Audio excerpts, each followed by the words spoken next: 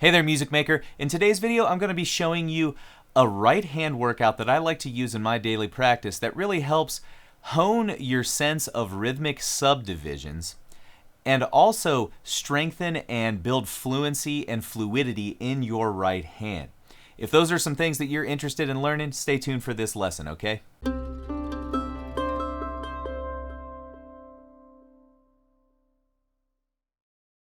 Before we go ahead and dive in though, if you haven't had a chance, hit that subscribe button below and the bell notification button. That way you'll get notified whenever I upload a new lesson here to the channel.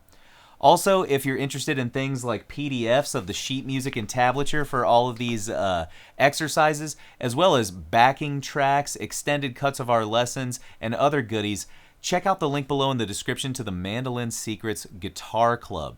There you're going to find information on how to sign up and get access to all of those extras.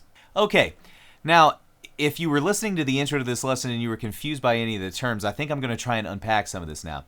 If you don't know what I mean by rhythmic subdivisions, that's a real simple concept where if we look at the space of one beat, so if you're listening to music, right, and you've got the pulse, you're clicking along, you're tapping. So we can kind of think of this pulse, each one of them, 1, 1, 1, 1, 1, 1. We make the pulse a unit of 1. Now, we can further subdivide that pulse of 1 into different fractions in order to achieve like different rhythmic textures and feels over top of that pulse. So the first subdivision, or the easiest one that we can conceptualize, is simply splitting that pulse into 2. 1 and 2 and 3 and 4 and 1 and 1 and 1 and 1 and. Or eighth notes, as we like to know, or call them, in Western music, right? Eighth notes. So I'm going to set up my metronome now and actually demonstrate for you kind of all of the subdivisions that I use in my workout, and then we're going to stop and break down each individual subdivision so you can get it into your right hand and master it in your own playing. All right, so our one subdivision, just going to blast through these real quick. 1, 2, ready, go. So here's 1, 2, 3, 4, 5, 6,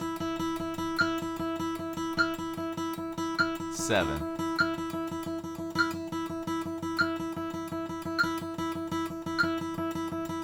And how about 8?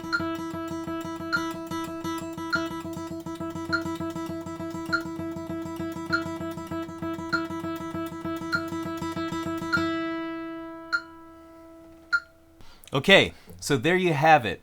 All of the different rhythmic subdivisions that I like to use to warm up my right hand. Now you'll even notice in there, I had a few uneven notes as I was transitioning between these subdivisions. It can be really challenging to do this in your own playing, especially if you start to add left hand work into this exercise. We're not going to talk about that in this lesson, but just know that it can be done.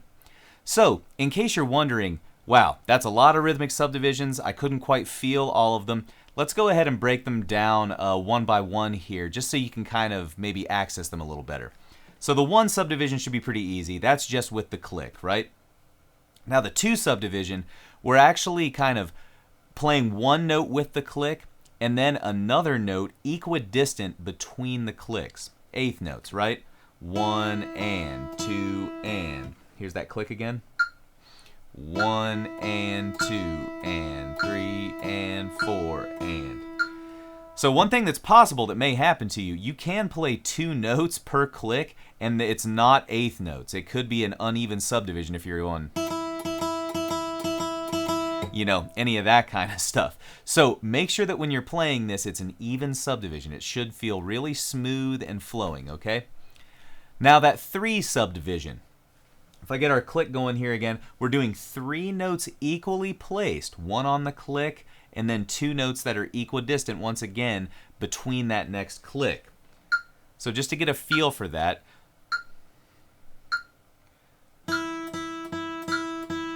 1, 2, 3, 2, 2, 3, 3, 2, 3, 4, 2, 3.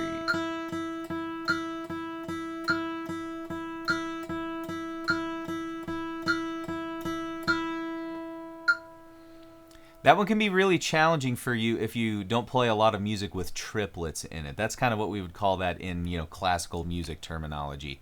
So if that one seems confusing to you, rewind that video and spend some time with me playing that 3 subdivision. 1, 2, 3, 2, 2, 3, 3, 2, 3, 4, 2, 3. Once again, it should be really even, flowing, and smooth. Now, the next subdivision should be pretty easy. It's just 4 notes equally placed between the clicks. 1 and 2 and 3 and 4 and 1 and 2 and 3 and 4 and 1, 2, 3, 4, 1, 2, 3, 4, 1, 2, 3, 4, 1, 2, 3, 4.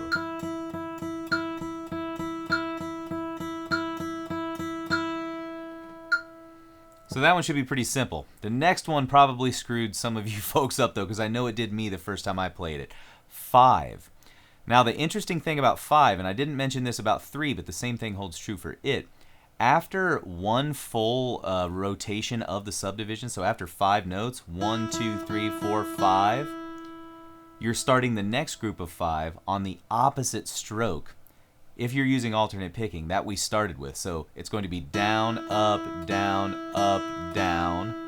and then 1, 2, 3, 4, 5. So up, down, up. So the thing that stinks about these odd subdivisions like 3 and 5, we have to play 2 of them before we get back to the pick stroke that we started with. So here we go.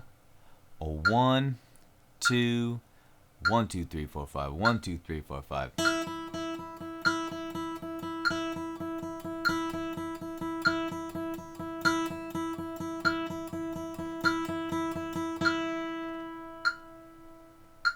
If that screws with you, rewind that video again and spend some time with that subdivision.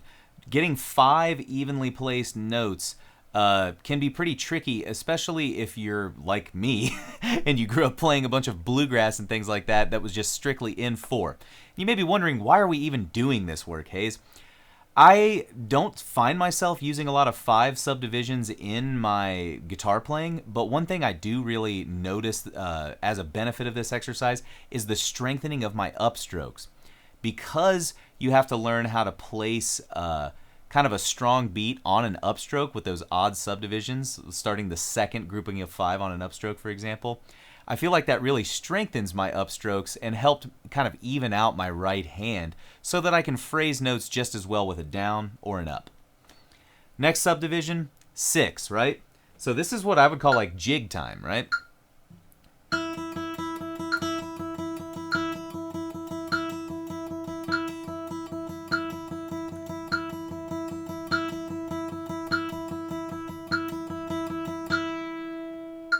First one was a little shaky, right? Sometimes getting into these exercises cold can be really hard.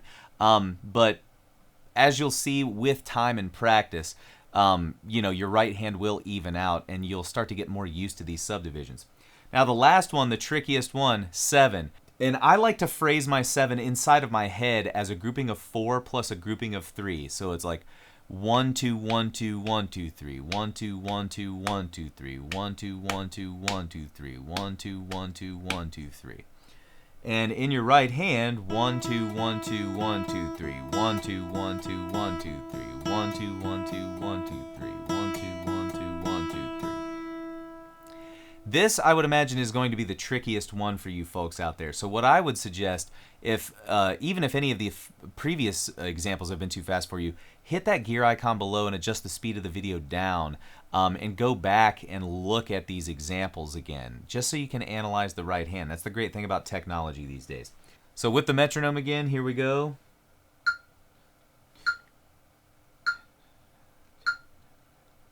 So I like to get it inside my head first. Taka taka takita, taka taka takita, taka taka takita, taka taka takita. Now I'm actually going to stop. I haven't used that syllable stuff before in this video. I really like the Carnatic syllables, Indian classical music syllables that people use to kind of phrase rhythms. I'm not a master of this, and I'm probably doing the style a huge disservice by even talking about it here. But the syllables are really, what I want to say, the T sound makes it really easy to kind of use this to vocalize some of these really fast rhythmic subdivisions. So for that 1 2 3 4 1 2 3 1 2 3 4 1 2 3 I was talking about earlier, that's a mouthful, right?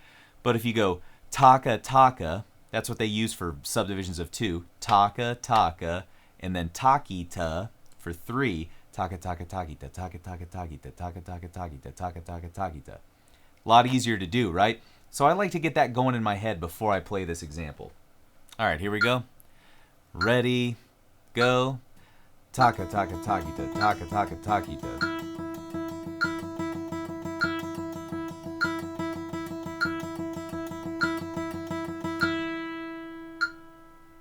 All right, my friend, now that you've seen all of the subdivisions, it kind of broken down a little bit, it's time to get to work, right?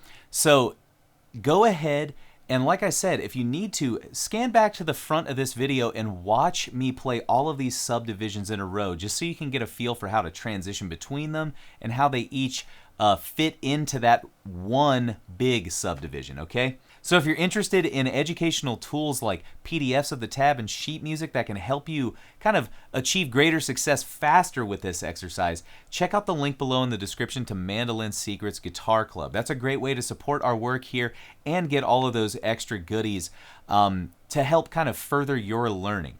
All right, my friend, thank you so much for tuning in this video. Before we get out of here, drop us a comment below and let us know our rhythmic subdivisions that you've thought about before, and can you play any of these odd ones like 5 or 7? I'm a huge fan of doing that kind of work and would love to hear from you about it. All right, my friend, thank you so much for tuning into this video. I hope that you get a lot out of this workout, and we'll catch you in the next one, okay? Take her easy.